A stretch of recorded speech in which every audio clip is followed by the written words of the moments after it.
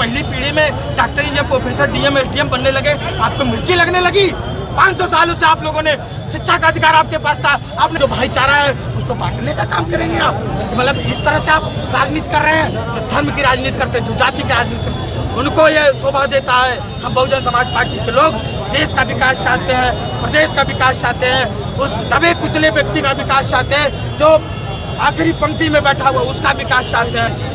बार बार हमें आंदोलन करने का ये जो बार बार मजबूरी होना होती है, ये मजबूरी न हो, ताकि हम भी जी सके आसानी से। और एक बात बता दे रहे हैं आपको, हम शहीद होने के लिए, गोली खाने के लिए तैयार हैं, पर अपने हक अधिकार के लिए तनिष्क पीछे नहीं हटेंगे। देखिए, जैसा कि हम लोग हमारी माननीय बहन जी ने हम लोगों को आह्वान किया था कि 31 अगस्त को SC/ST के समाज के लोग हैं, 31 अगस्त को SC/ST समाज और बहुजन समाज जो मानवतावादी लोग हैं वो 31 अगस्त को भारत बंद करेंगे, क्योंकि SC/ST समाज का जो आरक्षण मिला हुआ है उसमें सुप्रीम कोर्ट ने अपना प्रावधान लाकर वो ये लागू कर दिया, क्रीमी लेयर होगा, जातियों में जाति बनाने की कोशिश की गई है। और कुछ नहीं, हम जो दलित हैं हमें आपस में बांटने के लिए इतना बड़ा प्रतंत्र, ये सरकार ये लोकतंत्र की मतलब हत्या करने हेतु ये बार बार सरकार कोर्ट के माध्यम से अमेंडमेंट लाते रहती है, उसी को बदलने हेतु माननीय बहन जी ने आह्वान किया था। उसी के लिए आप मैं कैमरामैन साथी से कहूँगा ये पूरा शांतिपूर्ण प्रदर्शन हो। अगर बहन जी ने अगर ये सरकार नहीं मानती है, उग्र प्रदर्शन भी करेगी बहुजन समाज पार्टी, किसी से दबने वाली नहीं है। आपको बता दें, बहुजन समाज पार्टी जब वोट से आई है, इसका सांसद नहीं है, ये सड़क पे लड़ती है, और जब सड़क पे लड़ती है तब संसद में तब हमारे सांसद बनते हैं। और जब सांसद बनते हैं तो सबको याद होगा कि एक सांसद रहते हुए भी एक वोट से भारत के इतने बड़े लोकतंत्र में बहन जी ने सत्ता गिरा दी थी।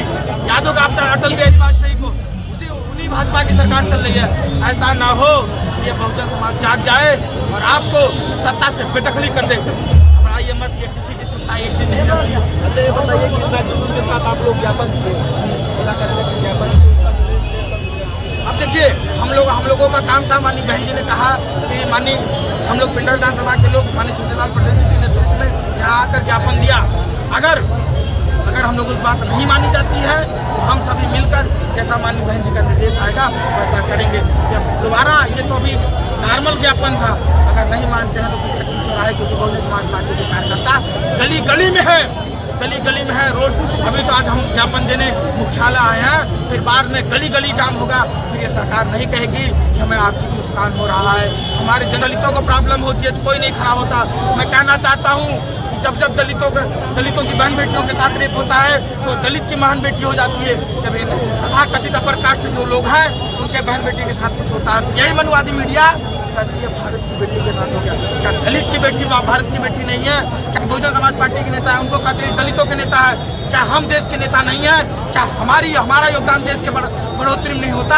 मैं कह देना चाहता हूँ, उत्तर प्रदेश में हमारी सरकार रही, आप बता दीजिए कोई ऐसा स्मारक बनवाया हो, ऐसा कोई चीज़ बना, टूरिज्म का विकास किया हो जिससे उत्तर प्रदेश सरकार को पैसा है। पर मैं खादी ठोक के कहता हूँ, हमारी बहन जी ने अम्बेडकर पार्क बनवाया, यहाँ संत रविदास घाट बनवाया,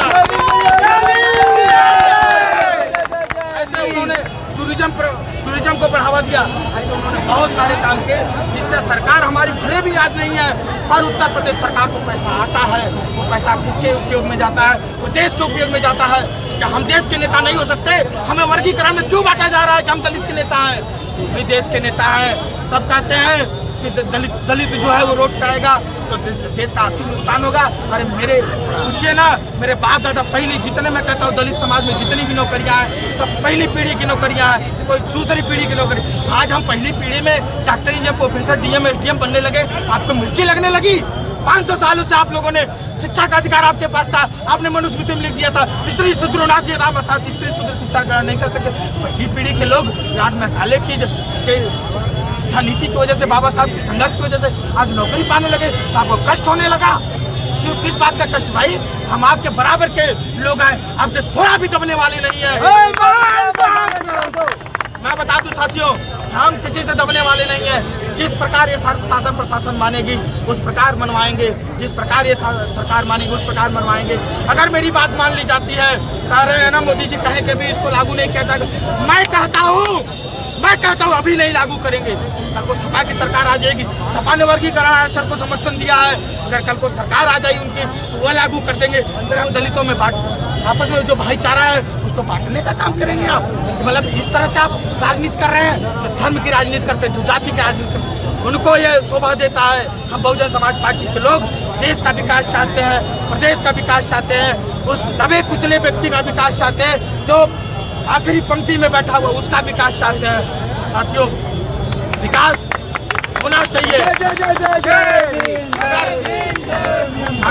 अगर ये सरकार बात मान लेती है तो आरक्षण को 9वीं अनुसूची में डाल दिया जाए, ताकि बार बार सुप्रीम कोर्ट का जो उसमें दखलंदाजी होता है वो दखलंदाजी बंद हो जाए, ताकि बार बार हमें आंदोलन करने का ये जो बार बार मजबूरी होती है ये मजबूरी न हो, ताकि हम भी जी सके आसानी से।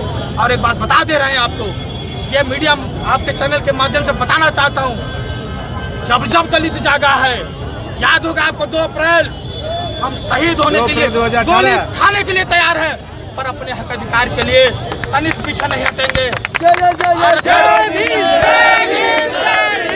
आरक्षण की वजह से बांग्लादेश की दुर्दशा हुई, ऐसा ना हो कि यहाँ भी दलित उग्र हो जाए और बांग्लादेश की जैसी स्थिति हो जाए।